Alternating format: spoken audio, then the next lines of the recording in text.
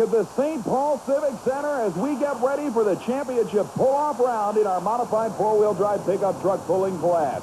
4 drivers made it past the 215-foot finish line in the first round at 30,000 pounds, all of them driving Fords.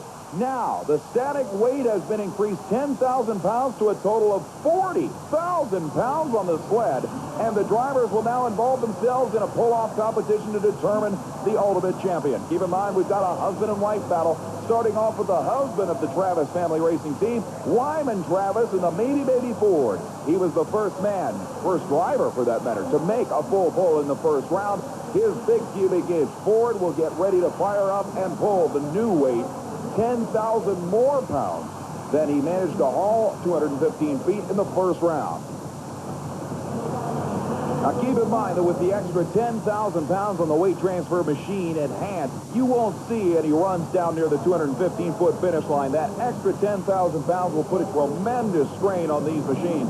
You got to remember, we're increasing the starting weight by an honest 25%. The green light on. Wyman Travis's Iowa Ford gets the first shot at setting the pace in the pull-off round. And Travis has a beautiful run going. I don't believe it. Almost down to the finish line again, even with 10,000 more pounds in tow. An absolutely astounding effort for the Iowa-based Baby entry. 211 feet, 3 3/4 inches, within 10 feet of his first round effort, with even more weight behind that truck. Astounding ride. That will bring up another Iowa campaigner, Tom Griffin's immaculate tumbleweed Ford. The unusual truck that utilizes, believe it or not, the original paint on this original all-steel Ford pickup body.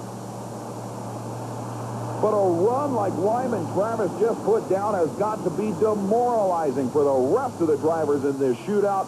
To see a guy act like he had no more weight on a truck than he did in the first round has got to make one wonder how much he's got. Griffin will obviously give it his best. The green light is up.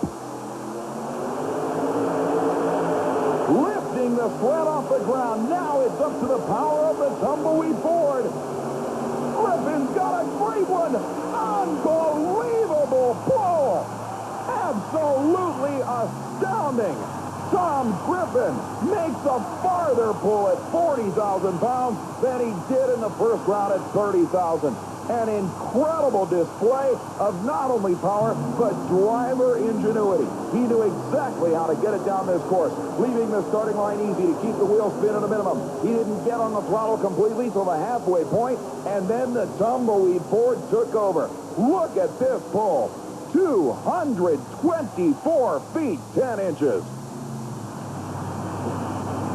There is no full pull in the second round. If you drive it out of the building, the U.S.HRA Association officials will measure the distance you took it no matter where.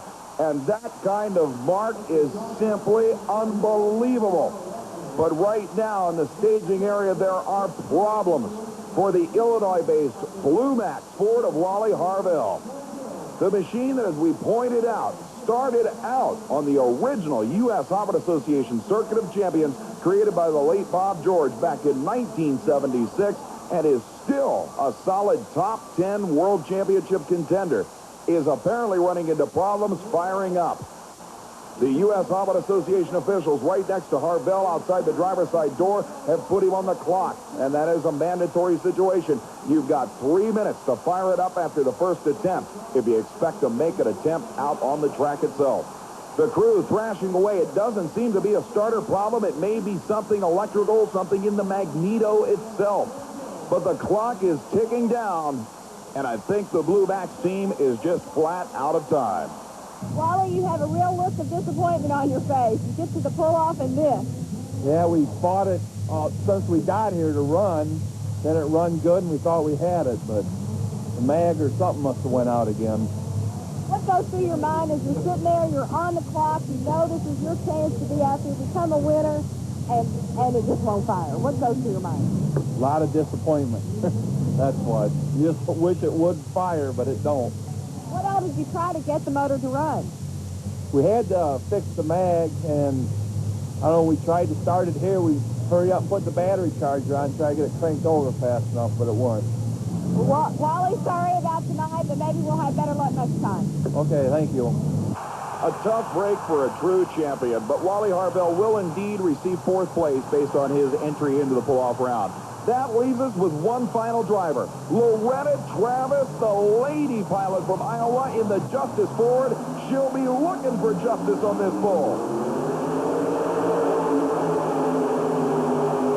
And Loretta has an incredible ride going.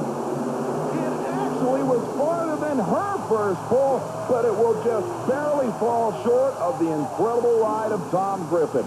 218 feet, 6.5 inches.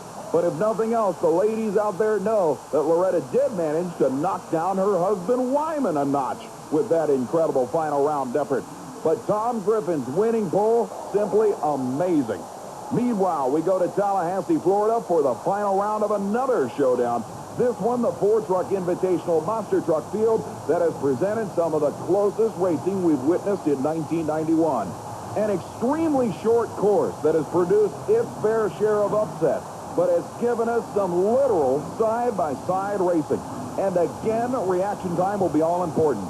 In the first round of competition, we saw the no-problem Ford Bronco of Rob Dennis in the near lane record an elapsed time equal to that he ran in qualifying, 2.31 seconds. Meanwhile, Greg Holbrook in the far lane in the equalizer ran 2.27 seconds. That is low elapsed time of the event for winners. Remember, Rob Morris ran 2.22 and losing. So the track is at least staying the same as it was in qualifying. Now it's between the rookie kid in the far lane and a driver new to the U.S. Hobbit Association trail in the near lane for the championship dash.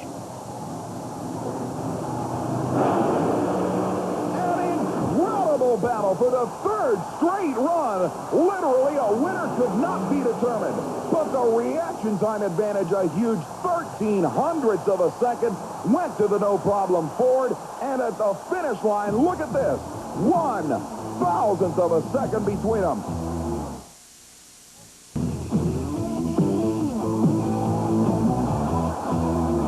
You couldn't ask for a wilder battle. The driver is the one that won this race, and Ron Dennis is out of the truck. Congratulations, Guy. What a job. Feels good for a change.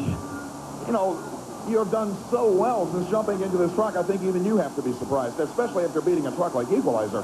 Oh, yeah, he was a 1989 world champion, and this is the second weekend I've ever been in the truck. You know, me and John run together for the last 4 years. He injured himself, and he's got one machine here. I will tell you this much. You left the starting line first. There's no question your reactions were better. He made it close down at the finish line, but you did get the jump on it. That's what counts. Indeed it is. In fact, it counted by this much. 1/1000th of a second. 221 to a losing 207. An incredible job. And we saw an equally incredible job by Tom Griffin in St. Paul. I'm with Tom Griffin, who has just taken the 4-wheel drive class. Congratulations on a wonderful victory. Thank you, thank you. I really appreciate being up here and be able to pull with this organization, and appreciate you being here. Now, you said it was going to take horsepower. Is that what you think took you to the winner's circle? Well, it sure doesn't hurt anything. If we got lucky, we had a good run. We're real happy. Well, congratulations again. Thank you very much. We're glad to be here.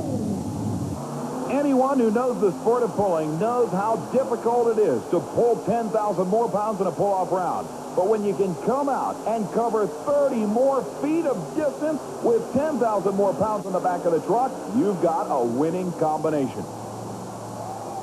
Well, we have seen some upsets in monster truck racing, but hardly any can compare to Ron Dennis's visit to the winner's circle in only his second competitive event. Both he and truck owner John Moore were elated beyond words. Certainly hardly they could believe it, but the crowd was behind him all the way, beating one of the toughest trucks in the business. You're going to hear a lot more from this guy, and we'll be there to show it to you.